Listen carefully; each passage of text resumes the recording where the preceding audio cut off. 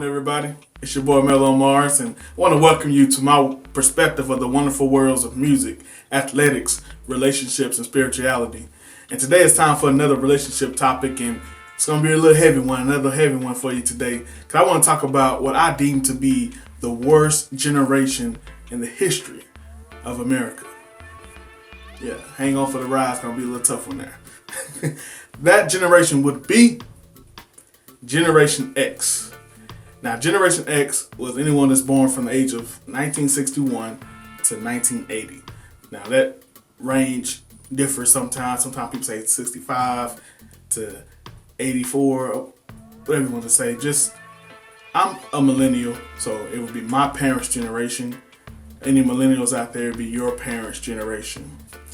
Now, they're often deemed as America's neglected middle child, because there's right slab in the middle of the baby boomers, which is our grandparents, and us, the millennials. Well, me, the millennials, and if anyone that's millennial, if they right slab dab in the middle. And oftentimes they act like neglected children. It's a lot of depth with this particular generation, a lot of circumstances with them, and we're going to go over that here very quickly. But what I want to do is talk about a couple stereotypes or characteristics of these three generations I mentioned so far. So the baby boomers, that's our grandparents, anyone born within the year of 1946 through 1960. A couple stereotypes. They're optimistic. They enjoy teamwork and cooperation.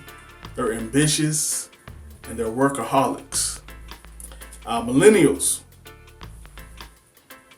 they're hopeful, meaningful, diversity, and technology savvy, of course. Now let's get to these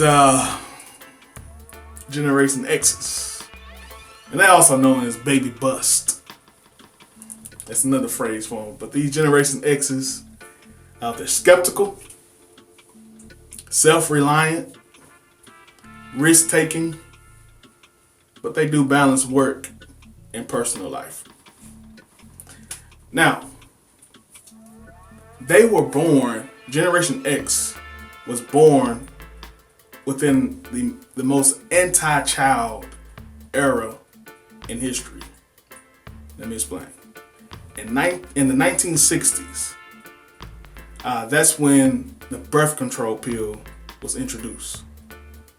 And then by 1973, abortion was legalized. Now, I want to just give it away, got the cat out the bag. The reason I believe that Generation X was one of the worst generations ever is because of the neglect that they received from the baby boomers. The baby boomers, they ain't too much care about their kids, let's put it like that. I mean, they pretty much looked at their kids as an inconvenience of the things that they either wanted to accomplish, or I seen it written somewhere that there were obstacles to their explorations, meaning they still had more things to explore in life, and these kids were, in the way. So our grandparents, they were partiers. They were, like I already said, they were workaholics. Our grandparents started this, this whole divorce revolution. I'm talking about they divorced on a high rate. So we had a lot of our parents were raised in single parent homes. They were the first generation that was really raised in single parent homes, the first generation where the mother worked as well. So our parents, when they were in our age, and I'm saying our because I assume majority of millennials are watching this, but the Generation X, I should say, was raised by themselves. They were at home by themselves majority of the time. This was a time where there was no after school programs. So they got out of school 3 o'clock, walked home, or caught the city bus or school bus home, and went home and was instructed. Don't let nobody in this house. Do your homework. Fix your dinner. Go to bed. They were essentially adults from anywhere from the age of 10 to 17 years old. They started their adulthood. They were pushed to be adulthood because our grandparents had a focus of they're still living their lives. You need to live yours and do what you need to do. So that neglect created an atmosphere for a child to either be obedient to what their parents said, or to be disobedient to what their parents said. So what that created was a huge mass of chaos. You got kids just by themselves doing what they want to do. Our parents was the revolution of the crack age. Our parents was the first generation where, well, majority of them would, and this is all about statistics. It's not just individual cases, of course. So if you're looking at this at individual cases, well, not this. My grandmama ain't like that. Come on now. I ain't talking about your grandma. I'm talking about in general. So flow with me now. So the crack age. Our mothers and fathers were having babies at early ages with no ring. Now, grandparents, they had the baby, got pregnant, they were having sex too early. But what their grandpa would do? Your grandpa would go up to your great grandpa and great grandma and say, I'm gonna do right by your daughter. I'm gonna marry that girl. They get married. Our parents did not get married because, like I said earlier, they were raised primarily in single parent homes.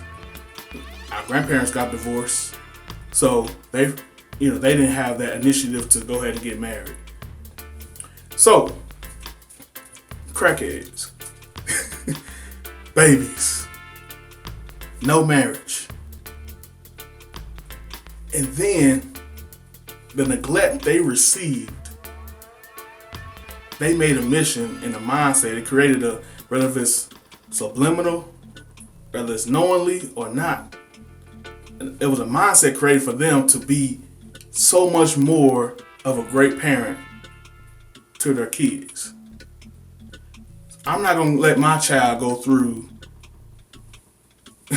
what I went through. Either you have that or you have the parents or the Generation X's that just recreated what the baby boomers did. So, I don't know if you anything like me, but I love my mom to death. But she's a great, great mother. But sometimes she can be overbearing. And it's majority because of the neglect that she may have received as a kid. I know a lot of stories that are just like my mom's. I have a lot of family members that have the same thoughts, have the same mindset. Because of what I went through as a kid, I'm not going to let my child go through that. There's a lot of instability in that generation. There's a lot of addictions in that generation. Because think about it. If you created your way of thinking from at the age of 12, by the age of 12, a kid has created who they are. Whoever a kid is at the age of 12, they're going to, pretty much be that going forward unless there's a dramatic shakeup in their lives from going forward. Meaning somebody is impacting their lives and guiding them to the right direction. But our grandparents did not choose to do that. Our grandparents continued. Our grandparents didn't become good parents until we came into the picture. Our grandparents did not become good parents until they got grandkids. Think about that. So, that's why at times, I won't go too deep into it, but I'm just going to be myself. At times, you may see your mom get jealous of you. Your dad get jealous of you. Jealous of the relationship that you have with their parents that they wish they had with their parents. I say all that to say, you can only go higher by knowing where you came from. You can't go up to another level because what's known out here is that the millennials are the worst generation. That's the common trend. I'm sure the baby boomers said the Generation X is the worst generation. I'm sure we as millennials would say Generation Z would be the worst generation or whatever. It's not it's a very common thing for all of us to say that same thing each generation. But I can admit that the millennials are in a very bad place right now. And the only way for us to go forward is to look back at where we came from and let's fix those things. Generation X, I want to challenge you. Look into yourself. Is my overbearingness? Have my trying to fix everything for my child not to go through a hard time in their life, for my child to not have to face struggle, for my child not have to face a day by themselves without me fixing everything in their lives? Have that enabled a whole generation? Or do I need to cut that a bit of, cut the cord? Sorry, y'all can get that word out. Cut the cord a little bit and let them stretch. Are you still facing some of the demons that you had as a child, Generation X? Are you still facing some of those demons, and are you putting that on the next generation? What can you do now to help this generation currently? Or if it's not about this generation currently, can we help the next generation? What are we doing? What do we have planned? What are we going to do to help this generation going forward? I said we need to start with our generation and go forward. All right, guys. I know it's a tough one. I know we don't like calling out our parents. You can honor your parents like the Bible instructs us to do, but you can also speak truth. So when we acknowledge the truth, then happiness can happen. When we acknowledge truth, that's when true change happens. We can't just say, okay, yeah, mama wasn't doing that good, but she's still mama. And I can't say nothing about what happened. Especially in the black community, we have too many family secrets. We gotta stop it. Because the best thing that my mom did for me, she sat me down and told me some of the issues she had as a child. And that helped our relationship dramatically. We still got our little rifts every now and then.